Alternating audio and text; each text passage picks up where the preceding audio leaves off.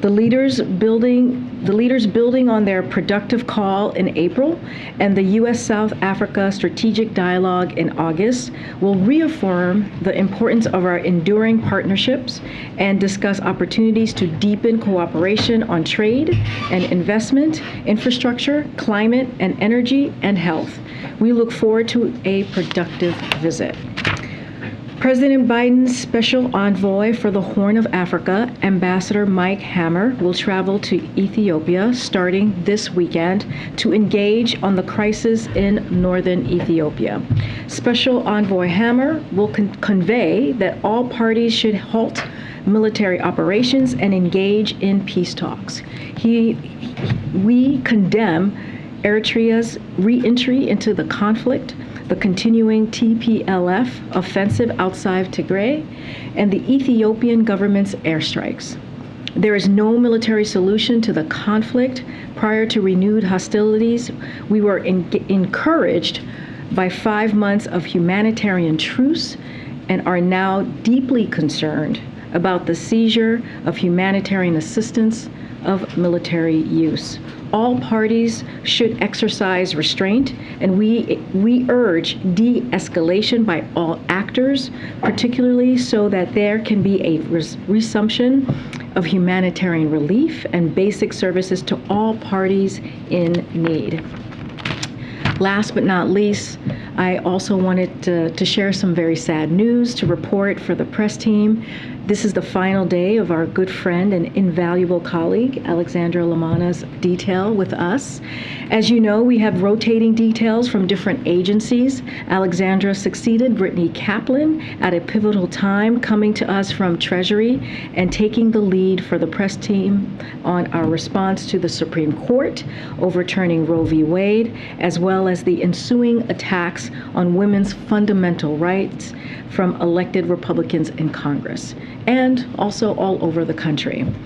Her expertise on economic issues has also been a huge asset for us in the press office. We're going to miss her talent, her sense of strategy, her sense of humor, and her work ethic, which speaks to how lucky we have been to have her on our team. We're going to miss you, Alex. Okay, with that, you want to take us away? A couple on the water crisis in Mississippi. Last night the president said, quote, "We've offered every single thing available to Mississippi and the governor has to act." Can you elaborate on that a little bit? What does the president think Governor Reeves has to do now that he has not yet done regarding the crisis? So let me just say a couple of things that give you all an update. So FEMA Administrator Deanne Criswell is in Jackson, Mississippi today to assess the ongoing emergency response operations. She will be joined by Infrastructure Coordinator Mitch Landrieu and other federal officials. I know she will be providing an update from the ground a little bit later today. FEMA, EPA, and the U.S. Army Corps of Engineers continue to deploy personnel to support the state's emergency response and identify longer-term solutions to improve the infrastructure. As far as water distribution goes, I know some folks had questions about that. FEMA has a number of personnel on site in the State Emergency Operations Center and is coordinating with the Mississippi Emergency Management Team to ensure that everyone has access to water.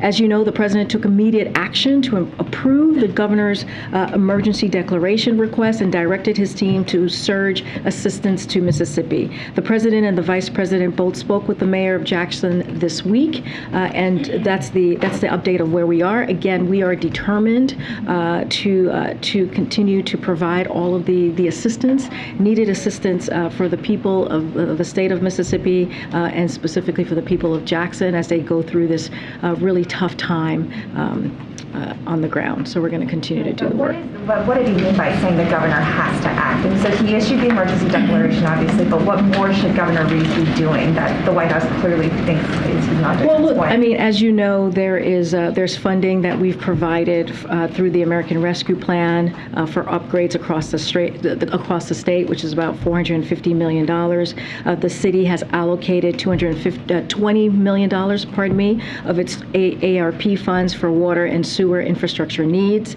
And there is about $30.9 million through the EPA's revolving loan funds for treatment and distribution system improvements for Jackson available right now. So the state has the $75 million this year through the bipartisan infrastructure law to provide clean and safe water this year, with a total of $429 million available to the state over the next 5 years. So we're looking across the federal government to see what else we can do.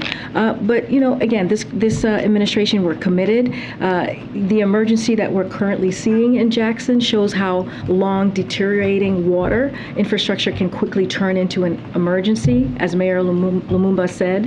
And this is a result of decades of underinvestment. So that is why the president is making this a priority.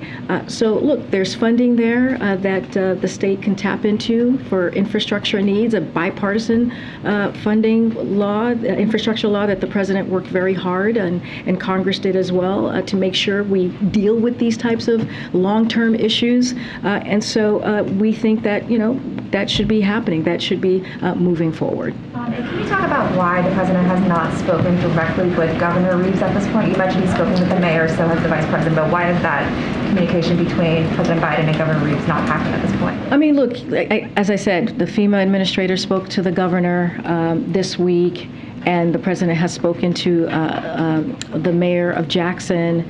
The conversations are happening. There's communication, as you mentioned in your question. The governor did ask for our federal assistant, took the official step doing the declaration, and we responded. We surged the emergency funding, or emergency resources, I should say, to the state of Mississippi, Jackson, Mississippi in particular, because of the urgent need that they have. And we'll keep you abreast if there's any conversation that is coming in the upcoming days, or that may be happening. But we'll hear from FEMA administrator later today. But right now, as you just stated, there just have not been a call. Hey, Karine. The president last night argued very forcefully that democracy is under assault, but what kind of concrete actions does he actually plan to take, given that he described this essentially as a fairly existential threat to the American Republic? So, as you also heard from the president yesterday, he believes we're at an inflection point, and so that's an important thing. Why he wanted to make sure he gave that speech. But you also heard the president express optimism, right, about the future of America, which was something that was important for him to deliver to the American people. That he believes there isn't nothing we can't do, right? He believes that we can do everything, anything, as a country. And we have seen throughout our history, America has made its greatest progress out of the darkest times. We see that before. One way, of course, we can do that is by making our voices heard. And he said that. He said that the American people have a choice.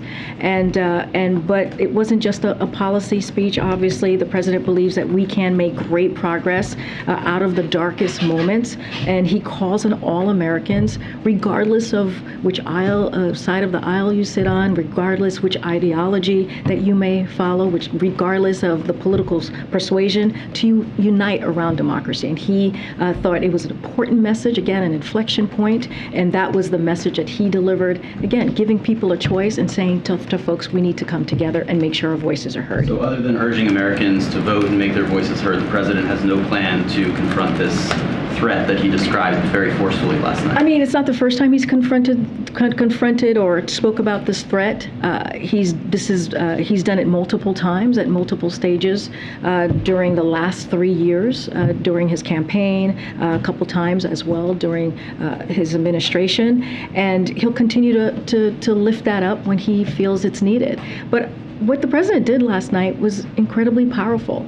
It was clear, it was concise, it was steadfast, which is, and he did it a prime time, as you all know, to the American people, speaking directly to them that this is a time for us to come together. Right. What I'm asking is if there's any action behind his words. Well, the action is making your voices heard. That is a powerful action. We have seen it across time. We have seen it throughout our American history, that making your voices heard actually can change the direction of a country. So I would say that is the most powerful tool that we have as a country right now. And I know you guys have addressed this to a certain extent, but because you're behind the podium, if you could address the criticisms and the questions about why the president delivered what sounded very much like a politically charged speech as an official White House event, taxpayer funded, with 2 Marines in uniform in particular flanking him and visible on camera throughout the So speech. I'll take your first question. Look, the way we see it here, and I would argue the way many Americans across the country see it, is standing up for democracy is not political. Denouncing political violence is not political. Defending rights and freedoms is not political. Making clear that the challenges facing the nation is not political. We don't call any of that political. We see that as leadership, and we see that as presidential. To your question about the Marines, look, the president gave an important speech last night, a critical speech, at an inflection point. And, our democracy, our values that our men and women who protect us every day and fight for it every day believe in as well.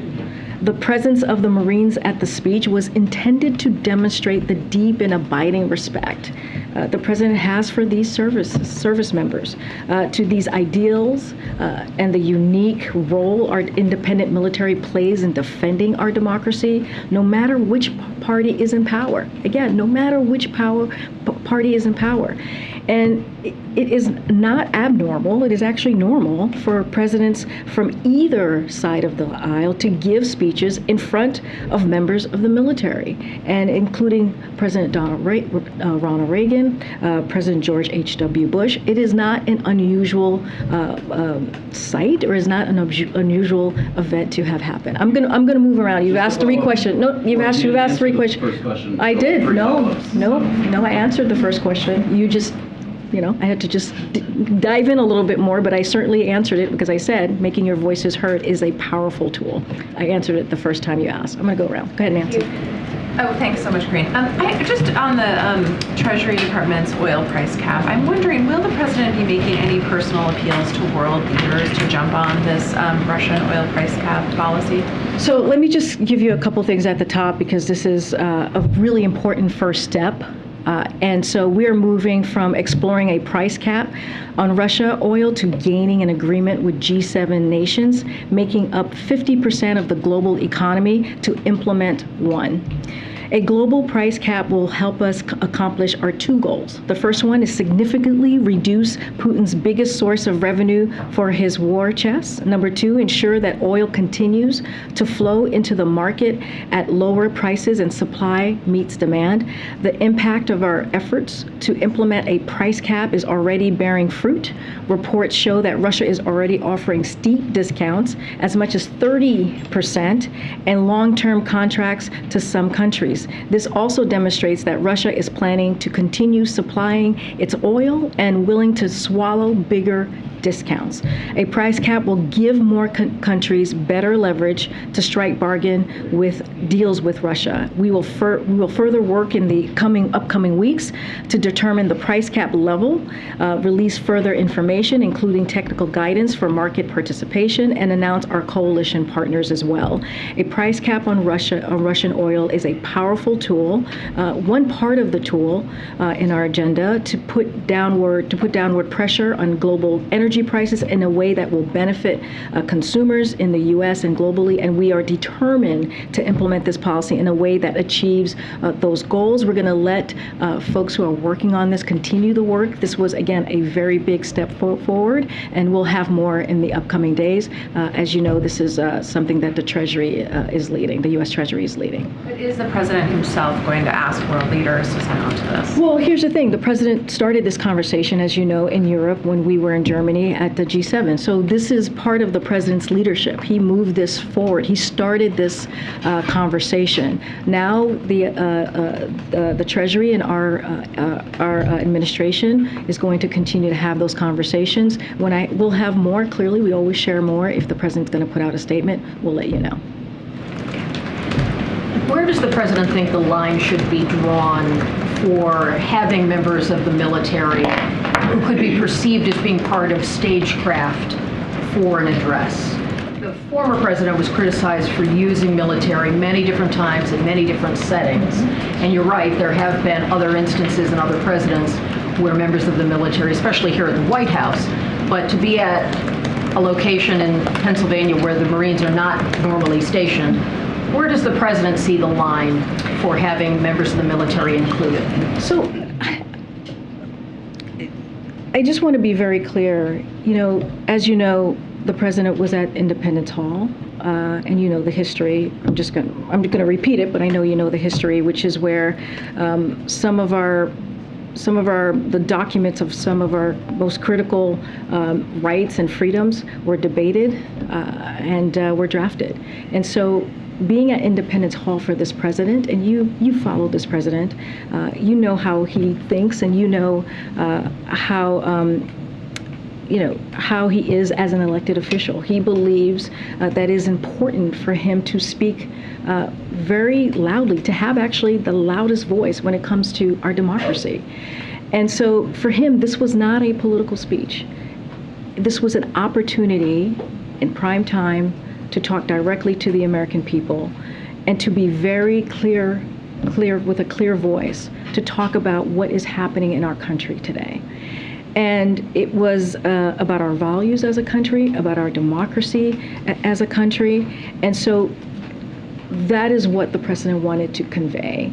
And he believes the men and women who wear the uniform and protect us every day, protect this country every day, that's what they fight for as well.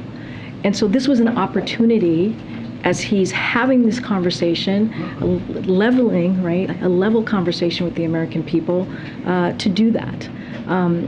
So just want to, that's really the best way that I can explain how the president was thinking about this last night. When it comes to the soul of the nation, this is something that the president has talked about, as I mentioned, for years. He has seen where we are headed as a country. He has been concerned where our democracy is going.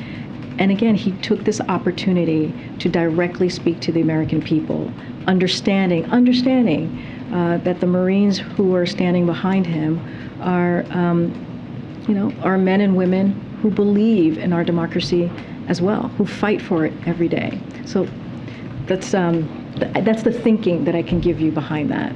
On the Mississippi issue, briefly, just following up on the other question, is there some tension between the president and Governor Reeves? Because this is obviously an ongoing health concern, day-to-day lifestyle concern, a real crisis for people in Mississippi. And the president seemed to be pointed in his comments. There hasn't been leader-to-leader direct communication. Is something getting in the way of the president and the governor speaking to each other, and is that necessary to further any assistance or progress on this issue? I mean, look, it's not necessary to further any progress in this situation. FEMA director is on the ground today, who is part of the agencies that, if anything, leads the effort when it comes to natural disasters that we're seeing. In this case, it is an infrastructure issue that we're seeing in Jackson, Mississippi, and we're also going to have EPA officials on the ground as well. So it's not necessary to have a leader conversation. The federal government is going to do its job because of the president has put. Typical when there's a crisis in a state, regardless of party, regardless and you're of right, personal regardless of relationships. party, you're absolutely right. We've gone to Republican other Republican governors who are in a state and have delivered emergency assistance many times, sadly, during these last 18 months. Was it been attempted and not been welcomed? No, or? I don't have a call to preview. I don't have a call to read out to you at this time. I can tell you that regardless of a call, the president, as I just laid out with an update, is determined to help the people of Mississippi, in particular the people of Jackson, as they're dealing with this incredibly tough time. We have provided funding through bipartisan infrastructure law. We have provided funding through the American Rescue Plan that is going to, we believe, start the process of really dealing with an infrastructure issue that exists in Jackson, Mississippi. And we have said, I was asked about this yesterday, we are looking at all options to ensure that the people of Jackson have access to clean, safe drinking water. So that work is going to continue regardless if there is a call or not. And because the president, he says this all the time. You've heard him say this. He's the president for all Americans, and he's going to make sure that we do everything that we can for the people in Mississippi. Okay, go ahead. Thank you, Karine. I have a question about Jackson, and then also just following up on the speech yesterday. First with Jackson. So FEMA has, you've talked a lot about the infrastructure funding. FEMA basically has 2 climate resilience programs that received a boost from that infrastructure bill, one of them being BRIC. Jackson hasn't in the past 2 years filed applications for that program, still hasn't now. Has the administration asked the state whether or not those applications were blocked, or just asked why those applications haven't gone through yet? So I'll say this, that is a question for FEMA. The FEMA director is going to be on the ground today, and I'm sure those many conversations will come up about ways that we can help the city of Jackson. She's going to, you all going to hear from her directly today, so I will leave it to her to answer that specific question, because you're asking about a specific program that I clearly don't have any information on it at this time. But the FEMA director, Director Criswell, is very good at her job. We have seen what she's been able to make happen over the last 19 months, and so we have confidence that she will get to the bottom and be as helpful as she can be, as we can be on the ground. More broadly, just these smaller, poorer communities tend to not be able to hire the staff, don't have the infrastructure to actually navigate through this climate resilience system and get federal funding often. Years show this, when you go back and look at reporting as well. So I wonder what actual kind of stick does the administration have to, since so much of the power is with the states, that this funding actually gets to communities that need it after this? So I spoke to this a little bit yesterday, and I'll talk about it now. We have put a real emphasis on making it easier for state and local government to access the federal savings, because when we talk about the president's economic plan, when we talk about lifting people from the bottom up and out, it has that in the middle of it, equity, and you saw that in his response to his COVID response, making sure that equity was at the center of that, and everything that you see from the American Rescue Plan, from the bipartisan infrastructure law, for everything that we have dealt with as we talk about the economy, we want to make sure we do not leave anybody behind. And so one of the reasons we've asked every state to appoint a state infrastructure coordinator to help streamline communications and information flow. So one of the other administration officials who's on the ground is Mitch Landrieu, who runs that team. And so he'll be on the ground, he'll be having those conversations. And so having that coordinator is incredibly important as we engage directly with, again, state, local governments, and tribal governments as well, to help them quickly access the necessary technical assistance and capacity to underserved communities, to your point. So we have also partnered with not-for-profits. That's another way that we have found a way to assist communities in accessing and deploying these federal infrastructure funding, including Bloomberg Philanthropies, Immersion Collective, Ford Foundation, and so many more people that we are partnering with, so that folks in underserved communities could get that funding. So our goal, again, is to help local, state, tribal, and territorial governments navigate and access and deploy infrastructure resources that will build a better community and a better America. So again, there's a coordinator that is connected to getting that bipartisan infrastructure law. You're going to hear from Mitch Landrieu, you're going to hear from Criswell, Director Criswell, Administrator Criswell, who are both down there today, and we will hear a lot more on what we can do as an administration. And I just have to follow on the speech yesterday, just to follow up on this point, noting that rhetoric and delivering speeches can, I understand the kind of inspirational kind of motivation factor there, but just frankly, can the American people expect any sort of policy rollout underlying the speech yesterday in the days ahead to actually address the threat to democracy? Look, I think what the president was trying to do at this moment, and we've seen this before, is give Americans a choice. How do we move forward in this time, in this inflection point? And one of the ways that we have seen time and time again in history is making sure people have their voices heard. And that comes in many different ways. And he believes, as president, it is important for him to be very clear and direct and to fight the hardest for our democracy. And so that is what you saw. You saw a very strong message from the president. It was clear what he was saying to the American people. It's time to take a stance. It's time to take action. And we also see that. We see that from polling about what the American people are anxious about, what they care about is our democracy. So it is not unusual. It is something that we have seen over the last several weeks. And so, the president's going to continue to have those conversations, and he's going to continue to make sure that he makes that clear. Well, what's the administration's action besides telling people to go vote? Well, I think we should not underestimate what that can do. The power of the bully pulpit, the power of the president, and that action that he took last night, and what that could make happen, what that could lead to.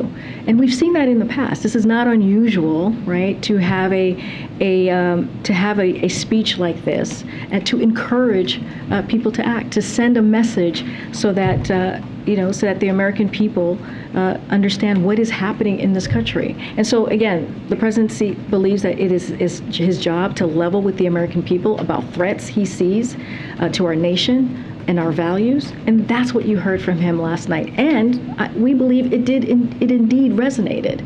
And so again, this is something that he's going to continue to do. It is a powerful message that was delivered by the president. I'm going to continue. Go ahead, Joey. Yeah, thank you, Karine. Isn't the speech in which the president concludes by saying vote, vote, vote inherently political? He wasn't referring to voting for any candidates. He wasn't saying vote for Dr. Oz. He was saying vote to reject the MAGA forces. I mean, isn't that a political speech? We don't think it's a political speech. When I was here yesterday, I actually said that he would mention voter participation and getting folks out there to make your voices heard. I said that at the podium yesterday when I was asked what this speech was going to be all about. And look, that is the most powerful tool. The most powerful tool that Americans have is to make sure their voices are heard. It is. It is the most powerful action that an American voter, can take. And so that is what he is asking the American people to do. I'm going to continue because I've answered that question a few times. Okay, go to a different topic. Looking ahead to the Labor Day events that the president has, one in Pittsburgh, one in Milwaukee. Will the president be speaking at those events? And is he going to be continuing the message we heard yesterday, or talking more of an economic theme? What should we expect from the president on those days? And will he be appearing with the respective Senate candidates, Fetterman and Mandela Barnes in Wisconsin? So I don't want to get ahead of what the president's going to say. As you just mentioned, he'll be in Wisconsin and in Pennsylvania on Monday for the Labor Day activities that he'll be participating in. I'm sure we will be hearing from the president. Don't want to get ahead of what he will say, and we'll have more to share on who will be attending, as we normally do. I don't have anything to share at this time. Okay. Go ahead. Hey, great. Yeah, thank you. On social media companies, did the administration give Twitter and Facebook talking points over flagging what the president describes as misinformation?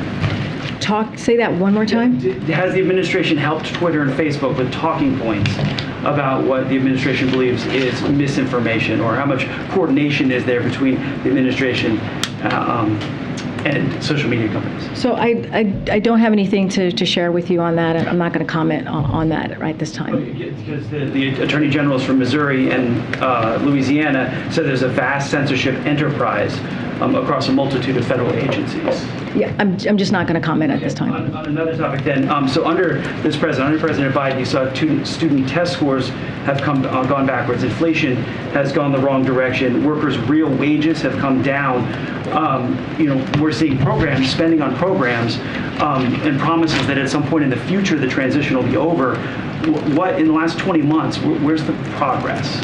So as far as the economy, as you know, the jobs report came out today. You heard from the president as he was giving remarks at his event just now on the American Rescue Plan, the Build Back Better challenge, dealing with 21 cities. And you heard from some of the folks who received the grant today, which is an important tool, and it's going to change lives in Detroit, in Greenwood, Oklahoma, in areas that really need it. And so that is, again, another important piece of the American Rescue Plan that only Democrats voted for, and also the American Rescue Plan helped turn the economy back on, and that's why we have seen the success of of our economic success this past year. And you've asked me this, I know you follow economy, but look, inflation still outpaces wages. Well, here let me talk about the report a little bit, because there's some good stuff in here that kind of touches on what you just asked me. So, as you know, the good news is in August, the economy created 315,000 jobs, which is important.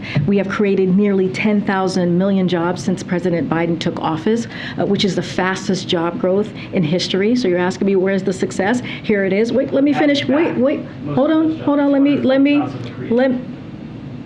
The share of Americans who are working, because that's part of the question that you just asked me, what economists call the labor force participation rate went up, and that's important. And for the first time, working age women, this is in the job report that we just saw today, are now back at work at rates not seen since before the pandemic. So the bottom line is jobs are up, wages are up, people are back to work, and we are seeing some hopeful signs that inflation may be beginning to ease. We saw that in July, right? From July to August, we saw that inflation was starting to ease. And you're talking about education. When the president walked into this administration, schools were closed, businesses were closed.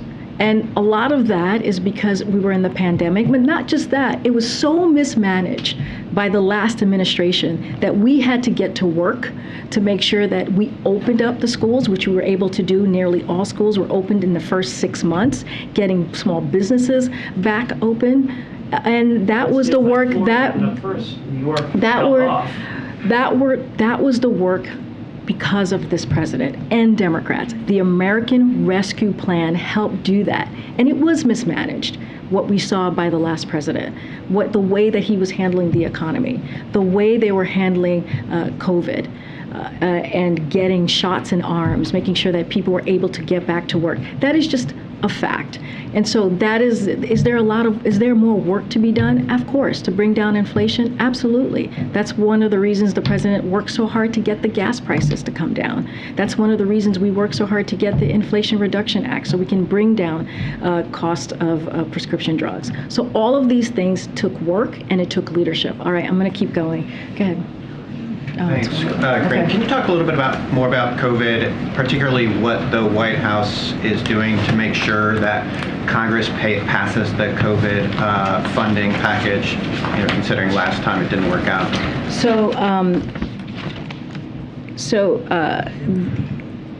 So as you know, there remains a pressing need for additional funding for our COVID-19 response. In March, to your point, we requested that Congress provide supplemental COVID-19 funding and repeatedly warned that without congressional action, we would be forced to make difficult trade-offs and reallocate existing funding to meet pressing needs. That is precisely what happened the most recently. For example, because of congressional inaction, the lack of additional funding has prevented us from adequately replenishing our national national stockpile. At home, the tests, at-home test, which ends today, force us to suspend sending a free test to Americans and leaves our domestic testing capacity diminished for a potential fall surge. So while we have made tremendous progress in our ability to protect against and treat COVID-19, we must stay on our front foot, and that requires additional resources. So the updating funding request is for $22.4 billion to meet immediate short-term domestic needs, including testing, accelerating the research and development of next-generation vaccines and therapeutics, prepare for future variants, and support the global response to COVID-19. So again, this funding is vital. We're going to continue to work with Congress. We feel that we have some time to make that happen. And so that is, in order to continue our progress and build on our progress, we're going to continue to fight for that funding. That the White House is kind of doing differently to try to kind of change the outcome? I mean, what makes you think that there will be a different outcome? So we think that there is, like last year, we were confident that Congress can reach a funding agreement, just like we did last year. So this is not new. And but with 1 month until the end of the fiscal year, it's clear that Congress will first need to pass a short-term continuing resolution to keep the federal government running and provide the time needed to reach an agreement on a full year funding bill. So we did it last year, and so we're confident that Congress can do it again. Go ahead, Steve. Hi, Karine. At this hour, there's a report that Gina McCarthy, the president's climate advisor, is stepping down. Is there anything more you can tell us about that? Yes, she is stepping down. Gina is indeed leaving us. She, as you know, has been a leader in what we have seen as one of the largest investment in dealing with climate change. She is not the first time that she's been in an administration, and we are very sad to lose her. We will have more to share, I'm sure, in the upcoming hours. But just to give a little bit of Gina, she's a public service, has extended decades across local and state and federal government, including as EPA administrator in the Obama-Biden administration. And she returned to public service recognizing the unique moment and eager to support the president at the beginning of this administration, especially as she sought to launch the first ever climate policy office and 21 plus agency task force to advance a whole of government approach to the climate crisis. And so we'll have more to share, but yes, that is something that I can confirm. I want to ask you about something else. Yesterday, the Defense Department released a pretty disturbing report on the number of sexual assault incidents in the military. This report indicated an increase in particularly female service members who said that they experienced an unwanted sexual contact, and a decrease in the women who say that they trust the system to protect their privacy, trust the system to ensure their safety, and trust the system to treat them with dignity and respect. Has the president been presented with this report, and does he have confidence in the Defense Department's leadership to address these concerns? So I can tell you that this is a priority for the president. As you know, you've heard from him about this before. One sexual assault is one too many, and the president has been clear about making sure we implement real change to rid our ranks of this crime. That is why he signed an executive order in January 2022, making sexual harassment a named military offense, and it's why his fiscal year 23 budget request proposed $940 million for sexual assault prevention and response programs, including $479 million and more than 2,400 personnel to implement the recommendations of the Independent Review Commission. And for the first time in military history, beginning in December of next year, investigations and prosecutions of sexual assault and harassment will be taken out of the chain of command and placed in the hands of the independent special counsel. We understand there's more work to do, of course, as this new data demonstrates, but addressing the scourge of sexual assault in the military will continue to be a priority for the Department of Defense and this administration, and we're going to continue to do the work. I'm going to take one more question because we actually have to go. Go ahead. I just wanted to follow up on the oil price cap. Could you say when that will be unveiled? So I can say this, we believe the price cap will be successful in our goals of substantially curbing Russia's main source of revenue and lowering energy costs because it offers multiple ways to achieve our goals. As far as any timing or timeline, as I said moments ago, that the U.S. Treasury will have more on that, so I point you to them. But we do believe this is an important big step forward. Quickly on the Iran deal, are the main sticking points the closure of the IAEA probe and some kind of guarantees for foreign companies that if the U.S. were to leave the deal again, there would be like a wind-down period for contracts? So let me just give you a little bit on the status of this. We have taken deliberate and principled approach to these negotiations from the start. If Iran is prepared to comply with its commitments under the 2015 deal, then we are prepared to do the same. That's going to be our focus as it relates to the IAEA investigations, the safeguards. Our position is crystal clear. Iran needs to answer. It's crystal clear. The investigations are not political.